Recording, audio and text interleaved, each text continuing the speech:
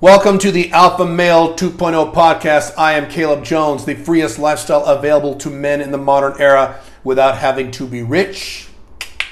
Location-dependent income, dating multiple attractive women all at the same time with no drama and no cheating.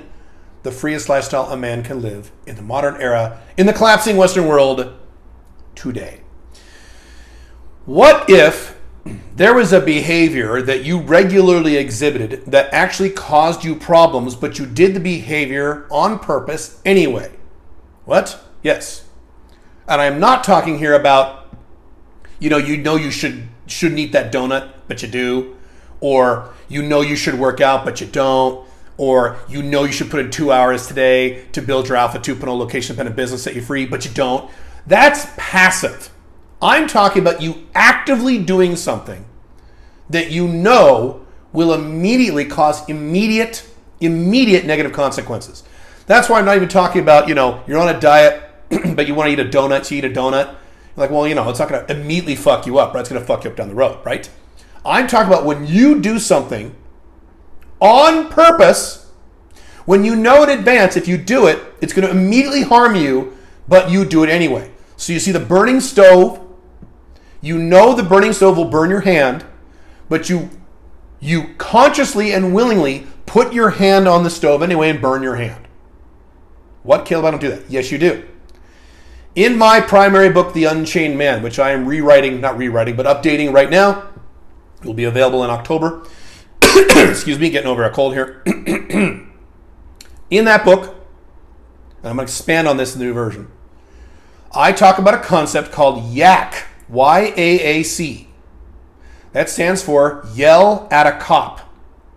What does YAAC mean? Let me explain. Especially if you live in a quasi-police state like the United States. So if you don't live in a quasi-police state, you may not relate to this as much. If you're an American, you can absolutely relate to this, because if you're an American, you've been pulled over by cops multiple times throughout your entire life. If you live in a place like Dubai, they don't mess with you. But if you live in the United States, the collapsing USA, you get pulled over by cops constantly. Don't you? Right? So if you're an American, certainly you've been pulled over by police officers, and possibly if you're European, Canadian, you've had that experience, just not as often. So I want to give you a scenario. You're in a hurry, okay?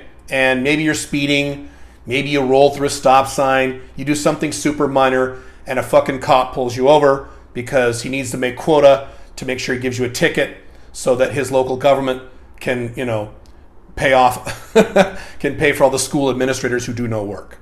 And by the way, I'm not being silly. This is literally how this works. So the cop pulls you over and you're fucking pissed. You're angry.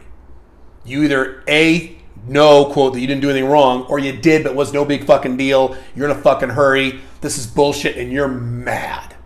You're mad. So you're pulled over there. You're fucking pissed. You're seething. The cop comes over and says, all right, license and registration. And what do you do? What do you do? You know what you do. What do? You yell at the cop. You snap at the cop. What the fuck's the problem? Like, are you kidding? Really, buddy? Why are you pulling me over? Fascinating. When I was in high school, I went to high school in West Lynn, Oregon, which is a suburb of Portland, Oregon. And when I was at West Lynn High School, back in the 80s, the police would come in, and during, I think, driver's ed, we took a driver's ed class, they would show dash cam footage of people's behaviors when police pulled them over. You should have seen. I couldn't believe today I understand, but as a teenager, I didn't get this. You should have seen how angry people were at the cops. The shit talking they did to these cops. I can't believe that you had the arrogance to pull me over when I'm on my way to work. I just can't believe this. Women say, I can't wait. Wait till my husband hears about this. He's a powerful man, and you're going to be in big trouble, buddy. There was one guy who said, he was so mad, he was like, really, motherfucker? Really going to pull me over? Really? He goes, you're a big guy. What size are your shoes? The officer's like, what? What size are your shoes? Oh, I don't know, size, whatever. You don't pay for those shoes? I pay for those shoes. I pay your salary. God damn it. And they're screaming at these cops. Now, here's the thing. Logically, unless you're a complete retard, but you're not, logically, in the frontal cortex, the logic center of your brain, especially in the United States, If you start shit-talking that cop, you're probably going to get a ticket. And that ticket's going to be $300, $400, $500. And then you might have to go to court. And then your fucking car insurance, which is already $200, is going to be raised to $270 because you got a speeding ticket or whatever, a moving violation. You logically know that if you open your mouth and start snapping at that police officer or raising your voice at that cop, regardless of whose fault it is, the odds at least go way up. You're going to spend hundreds of dollars, both in real money and in your time, both in that cost that ticket and in raised insurance rates. You logically know this, but you don't care. Do you? You are so mad, it is, quote, worth it to you to yell at that cop and incur an expense of $400. You are buying a few seconds of yelling at a police officer by paying $400. Which you know is insane. You know it's crazy.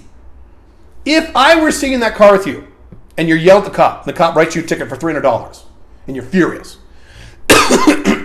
Excuse me, hang on a second. And the cop walks away and you finally take off and you got this $300 ticket in your hand. You're fucking furious. If I were to say to you, you could have just calmed the fuck down and just sucked it up and just acted nice and maybe got off scot-free, you would probably say, yeah, you're right, but I was so mad, I had to yell at him. You acted insane on purpose when you knew there was an immediate negative benefit because your emotions were so mad you had to go express them to someone. Didn't you, you little baby?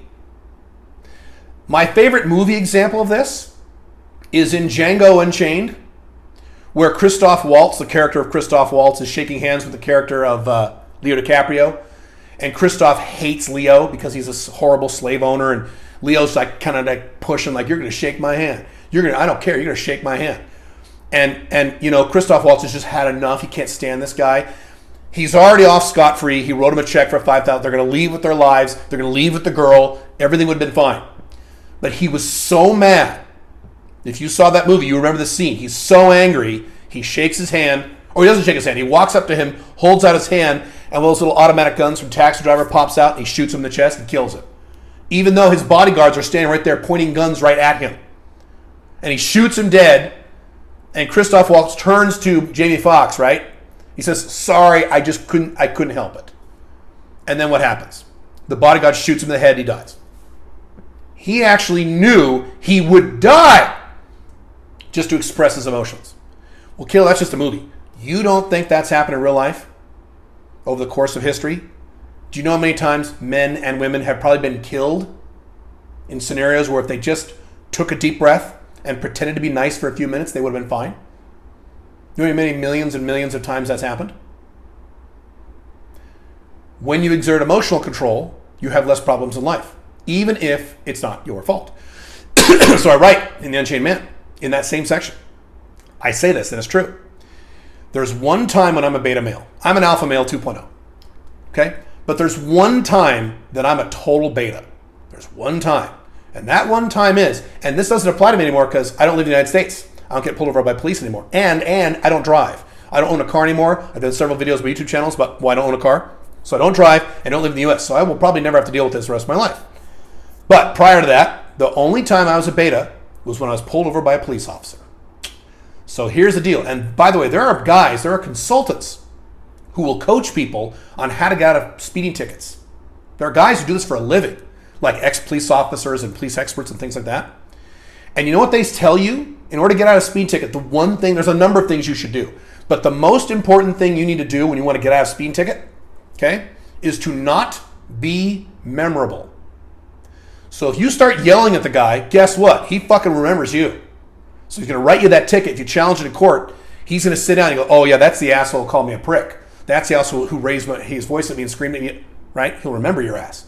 Although, also, conversely, if you kiss the cop's ass, you don't want to do that either. Oh, police officer, you're so brave and you're so strong and oh, you're awesome and I love you and I love police officers. I support the police. You do that shit, you'll be memorable too.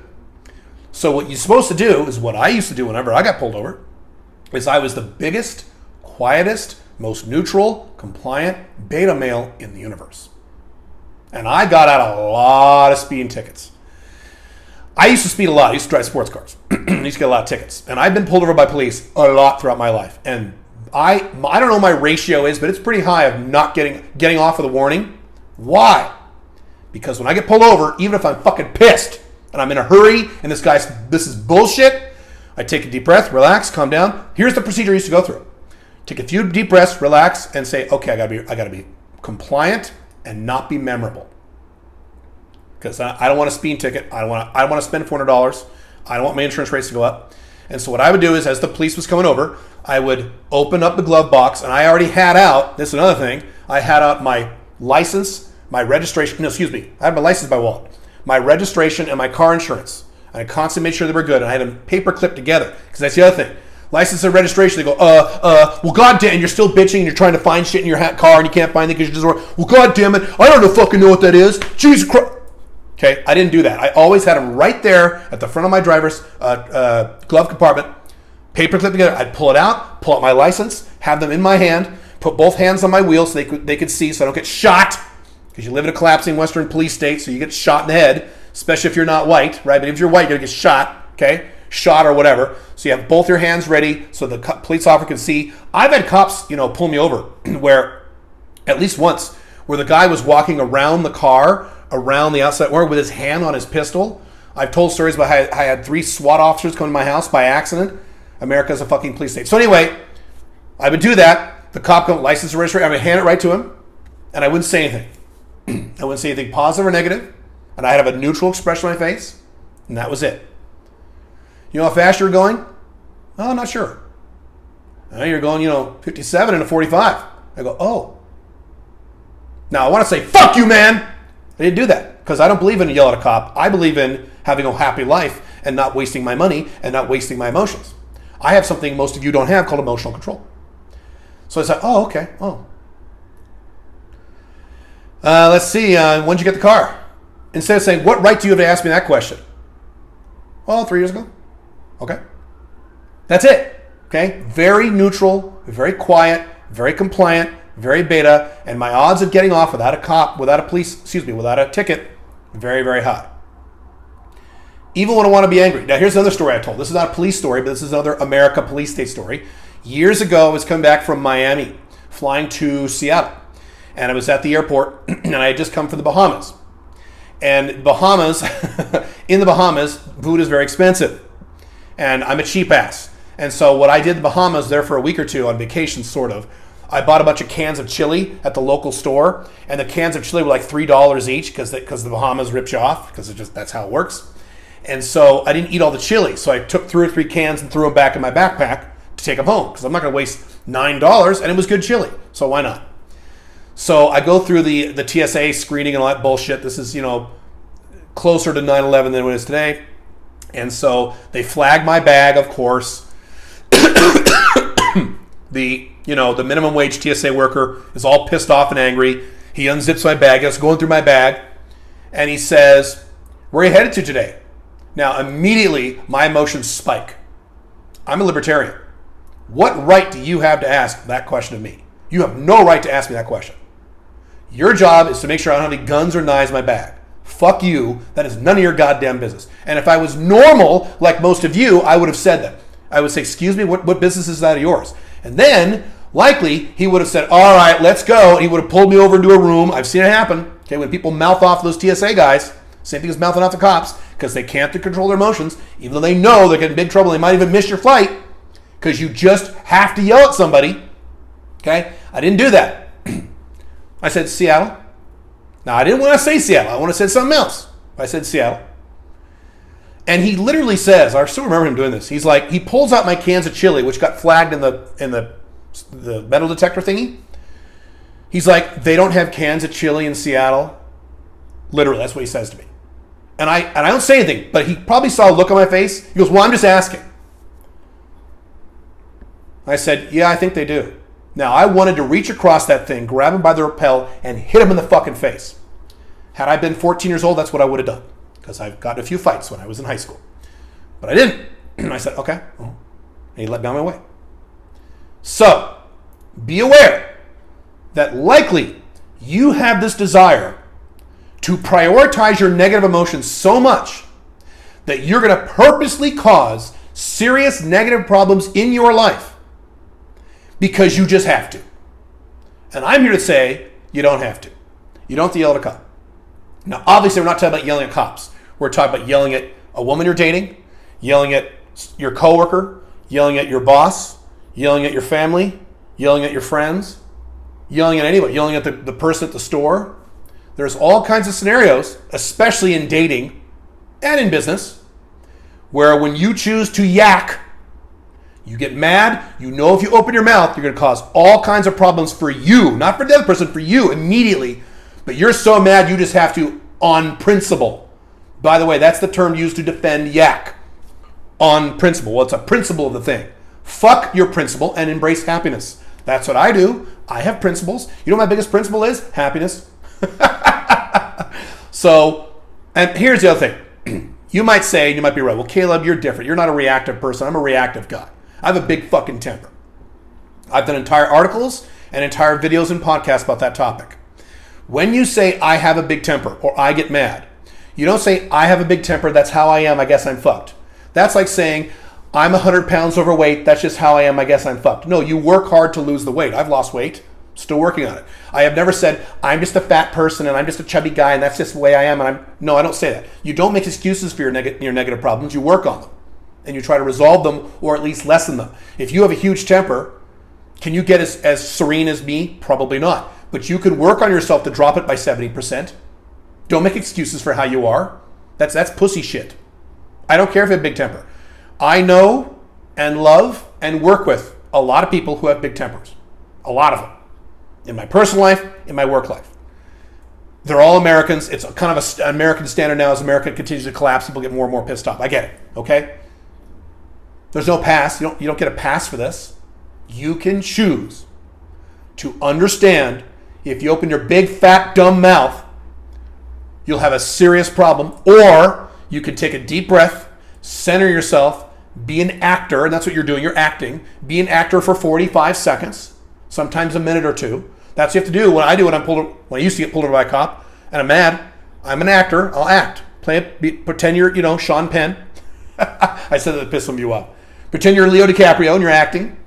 You're playing the part of a happy person who's not bothered at all by this. It only takes 45 seconds. And usually in these YAAC scenarios, that's literally all you need. 30 seconds, 45 seconds. That's it. It's not like you have to act for 10 minutes straight. That's very rare. It's usually a few seconds. 2 minutes on the outside. And you just saved $400. Think of it this way, in terms of the police officer example, but use this example for any other example in your life. If I said, the next time you're really fucking mad, if you pretend to be neutral, not happy, don't pretend to be happy, neutral and serene for 120 seconds, I'll hand you $400. Would you do it? Now, unfortunately, there's a bunch of you who said, no, well, depend. Well, it depends what happened. Doesn't depend when I'm at, doesn't depend. I'll take the $400 every time. Now, I'm going to address the nitpickers that I might get in the comments before I wrap this up. Well, Caleb, there are scenarios where it's valid to get mad. Yes, if someone murders your daughter, of course. How often does that happen in normal day-to-day life? Never. Therefore, it is an irrelevant example. And as I always say, the exception to the rule proves the rule. And if all you have is a bizarre 1% exception rule to make your point, you don't have a point. I'm talking normal everyday occurrences. Getting pulled over by a police officer in the United States is a normal occurrence. The woman you're dating says something stupid. Now you can say something back to her and damage the relationship and have all kinds of drama, or you can suck it up for a few seconds. Now, does that mean she says something abusive and you tolerate it? I'm not talking about that. I'm not talking about this. You know what I'm talking about. Scenarios where someone is on your ass, especially with someone of authority like a police officer, because guess what? They're an authority, sorry. And you choose a path of emotion and anger and pay the price instead of just pretending to be happy or serene for a few seconds and getting off scot-free. Think about this the next time something occurs and you get mad like a police officer or something like that. Make sense? Think about it, because a lot of you are in this category. I see your comments. I know some of you have been to our events. Some of you guys need to calm the fuck down. And you have to, the step one of calming the fuck down is to choose to calm the fuck down. You don't have to be like me. You can choose. Cool? Cool. All right. Have fun. Bye.